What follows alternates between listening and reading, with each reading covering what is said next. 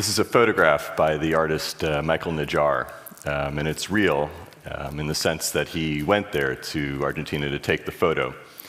But it's also a fiction. There's a lot of work that went into it after that. And what he's done is he's actually reshaped digitally all of the contours of the mountains to follow the vicissitudes of the Dow Jones Index. So what you see, that precipice, that high precipice with the valley, is the 2008 financial crisis. The photo was made when we were deep in the valley over there. I don't know where we are now. This is the Hang Seng Index for Hong Kong, and similar topography, I wonder why. And this is art, right? This is metaphor. But I think the point is that this is metaphor with teeth. And it's with those teeth that I want to propose today that we rethink a little bit about the role of contemporary math, not just financial math, but math in general, that it's transitioned from being something that we sort of extract and derive from the world to something that actually starts to shape it, the world around us and the world inside us, and it's specifically algorithms, which are basically the math that computers use to decide stuff.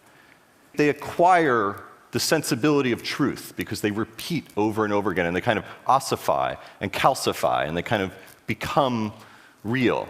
And I was thinking about this, of all places, on a transatlantic flight a couple years ago, because I happened to be seated next to a Hungarian physicist about my age, and we were talking about what life was like during the Cold War for physicists in Hungary, and I said, so what were you doing? And he said, well, we were mostly breaking stealth. And I said, that's a good job. That's interesting. How does that work? And so to understand that, you have to understand a little bit about how stealth works. And so this is an oversimplification, but basically, it's not like you can just pass a radar signal right through 156 tons of steel in the sky. It's not just going to disappear.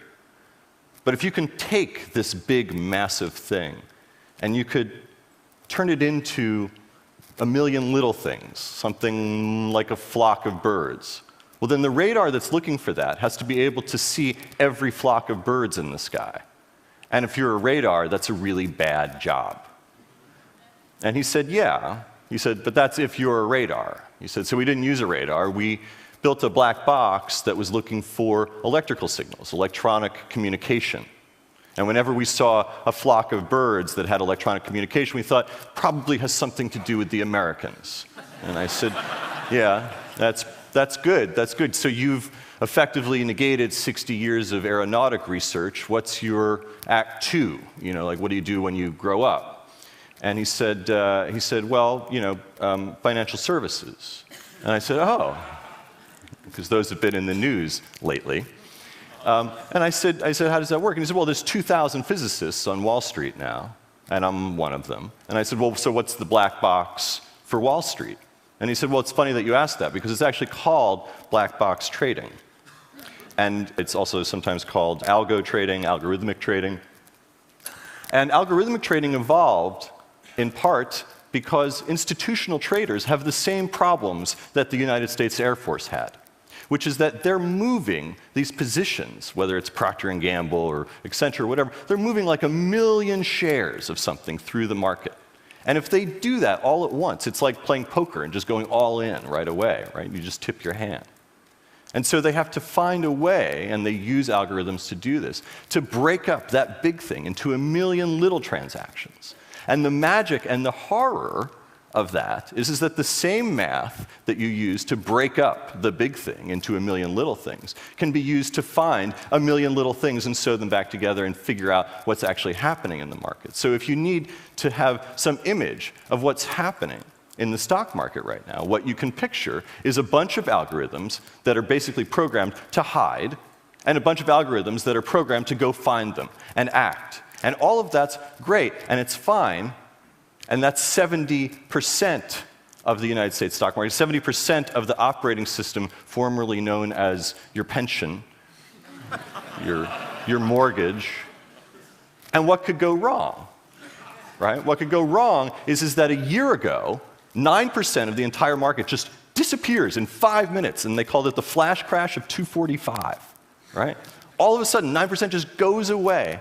And nobody, to this day, can even agree on what happened. because nobody ordered it. Nobody asked for it. Nobody had any control over what was actually happening. All they had was just a monitor in front of them that had the numbers on it and just a red button that said, stop. And that's the thing, right, is that we're writing things. We're writing these things that we can no longer read. And we've rendered something kind of illegible. And we've lost the sense of what's actually happening in this world that we've made. And we're starting to make our way. There's a company in Boston called Nanex, and they use math and magic and I don't know what, and they reach in to all the market data, and they find, actually, sometimes some of these algorithms, and when they find them, they pull them out, and they pin them to the wall like butterflies. And they do what we've always done when confronted with huge amounts of data that we don't understand, which is that they give them a name and a story. So this is one that they found. They called the knife, the carnival, the Boston shuffler, Twilight. And the gag is that, of course, these aren't just running through the market, right? You can find these kinds of things wherever you look once you learn how to look for them, right? You can find it here, this book about flies that you may have been looking at on Amazon. You may have noticed it when its price started at $1.7 million. It's out of print still. If you had bought it at 1.7, it would have been a bargain. A few hours later, it had gone up to $23.6 million plus shipping and handling. And the question is, nobody was buying or selling anything. What was happening? And you see this behavior on Amazon as surely as you see it on Wall Street. And when you see this kind of behavior, what you see is the evidence of algorithms in conflict, algorithms locked in loops with each other without any human oversight, without any adult supervision to say, actually, 1.7 million is plenty. You stick with that. And as with Amazon, so it is with Netflix. Right? And so Netflix has gone through several different algorithms over the years. They started with Cinematch, and they've tried a bunch of others. There's Dinosaur Planet, there's Gravity, they're using Pragmatic Chaos now. Pragmatic Chaos is, like all of Netflix algorithms, trying to do the same thing. It's trying to get a grasp on you, on the firmware inside the human skull, so that it can recommend what movie you might want to watch next, which is a very, very difficult problem. But the difficulty of the problem and the fact that we don't really quite have it down, it doesn't take away from the effects that Pragmatic Chaos has. Pragmatic Chaos, like all Netflix algorithms, determines, in the end, 60% of what movies end up being rented, right? So one piece of code with one idea about you is responsible for 60% of those movies. But what if you could rate those movies before they get made, right? Wouldn't that be handy? Well, so a few data scientists from the UK are in Hollywood, and they have story algorithms in a company called Epigogics. And you can run your script through there, and they can tell you quantifiably that that's a $30 million movie or a $200 million movie. And the thing is that this isn't Google, right? This isn't information. These aren't financial stats. This is culture. And what you see here, or what you don't really see normally, is that these are the physics of culture. And if these algorithms, like the algorithms on Wall Street, just crashed one day and went awry, how would we know? What would it look like? And they're in your house, right? They're in your house, right? These are two algorithms competing for your living room. These are two different cleaning robots that have very different ideas about what clean means. And you can see it if you slow it down and attach lights to them. And they're sort of like secret architects in your bedroom. You know? And the idea that architecture itself is somehow subject to algorithmic optimization is not far-fetched. It's super real, and it's happening around you. You feel it most when you're in a sealed metal box, a new style elevator. They're called destination control elevators. These are the ones where you have to press what floor you're going to go to before you get in the elevator, and it uses what's called a bin packing algorithm. So none of this mishigas of just letting everybody go into whatever car they want. Everybody who wants to go to the 10th floor goes into car 2, and everybody who wants to go to the 3rd floor goes into car 5. And the problem with that is that people freak out.